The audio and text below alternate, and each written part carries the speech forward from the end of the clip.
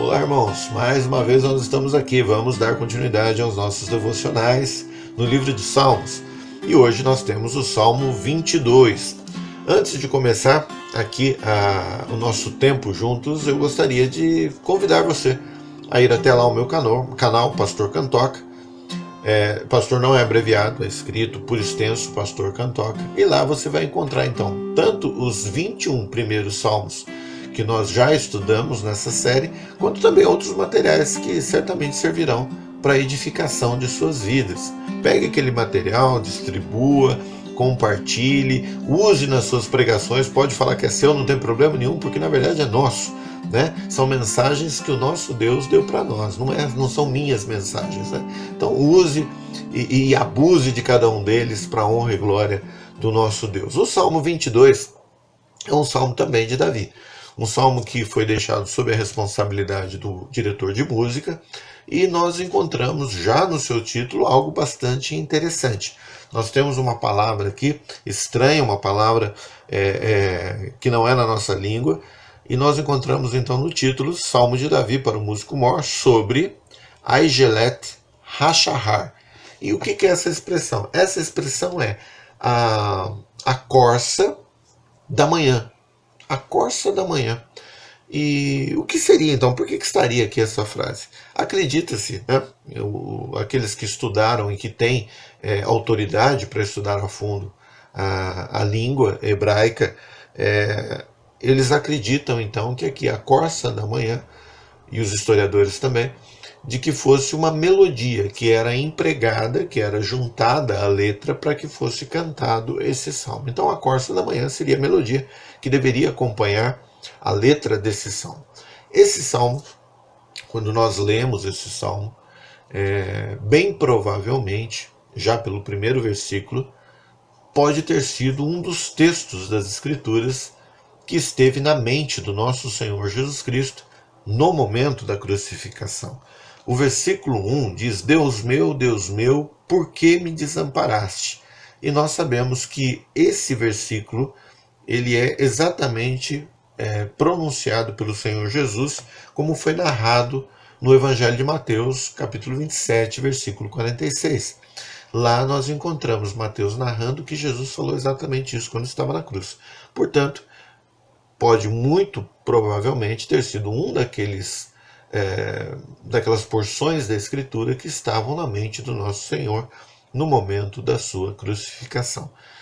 Se você é um cristão, o maior presente que você recebeu certamente foi o pagamento dos seus pecados, quando você compreendeu que era pecador e você havia ofendido a Deus, cometido várias ofensas contra Deus, e que aquilo ali renderia a você o inferno. Então, naquele desespero, naquele arrependimento, você também recebe do Senhor a compreensão de que Jesus já pagou por esses pecados. E quando você recebe isso, certamente, como eu disse, se você é um cristão, esse foi o maior presente que você teve.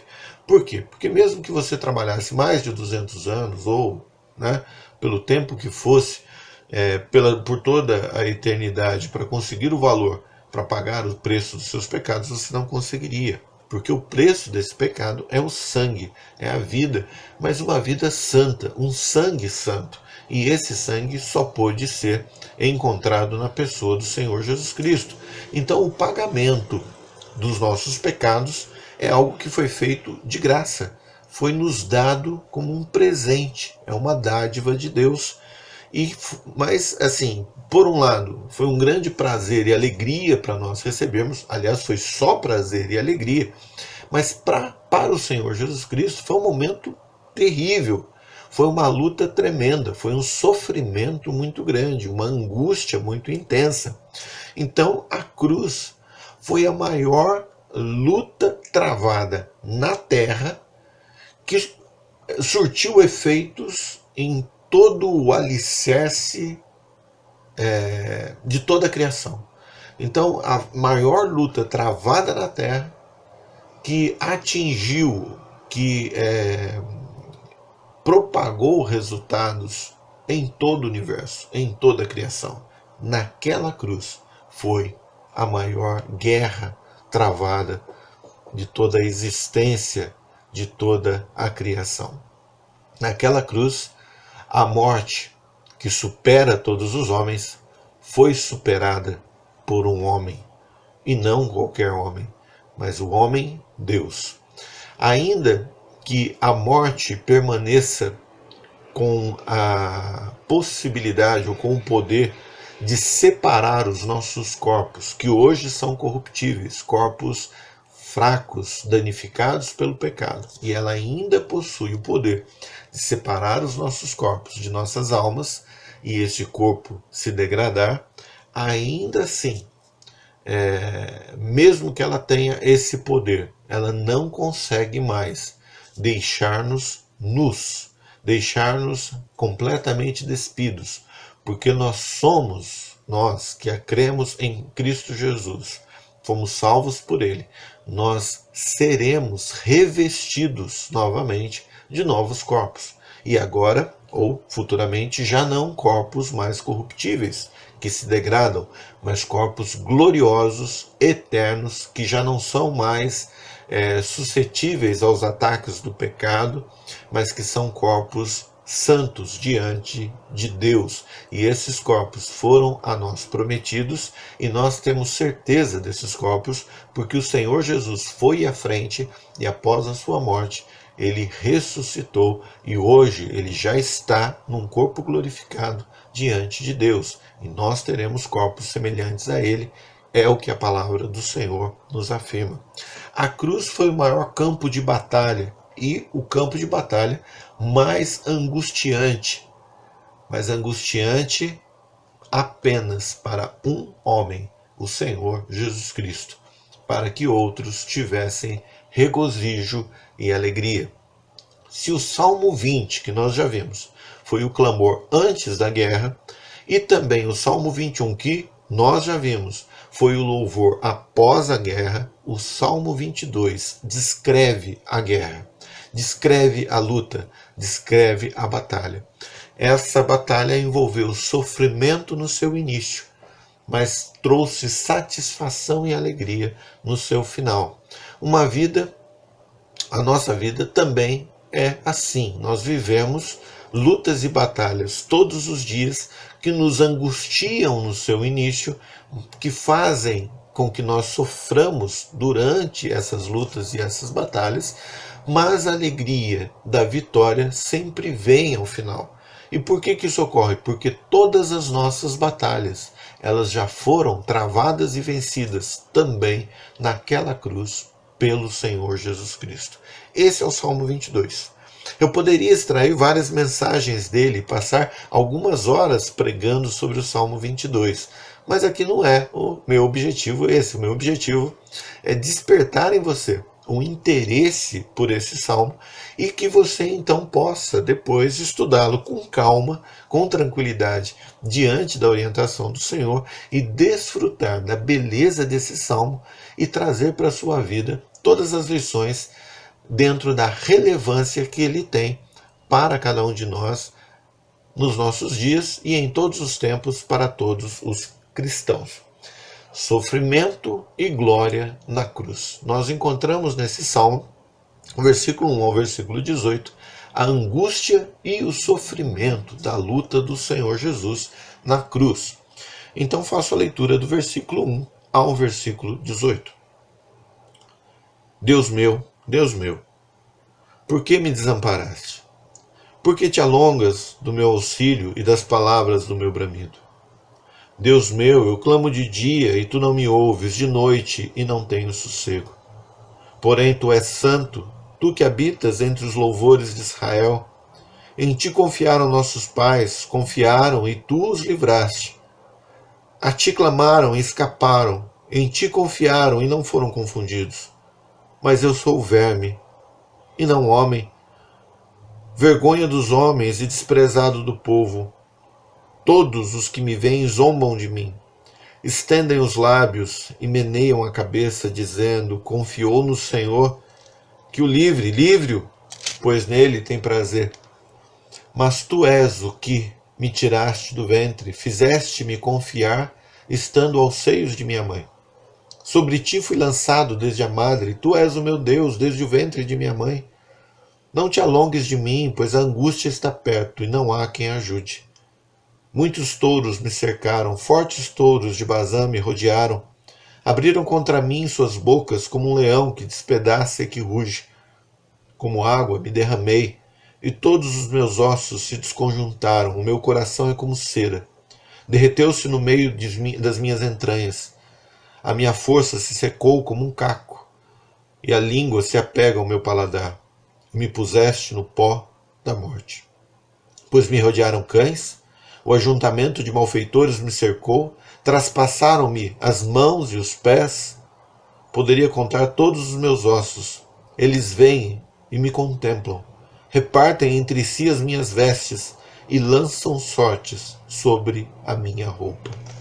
Esse é o relato do sofrimento do salmista, mas creio eu, por inspiração divina, já refletindo um significado maior, que é o Senhor Jesus Cristo. Angústia e sofrimento, do versículo 1 ao versículo 18. Uma clara descrição do sentimento de abandono, do versículo 1 ao versículo 5. Uma sensação de que Deus não está ouvindo, mas nós sempre sabemos que Deus ouve. O que ocorre é que apenas ainda não chegou o tempo da resposta.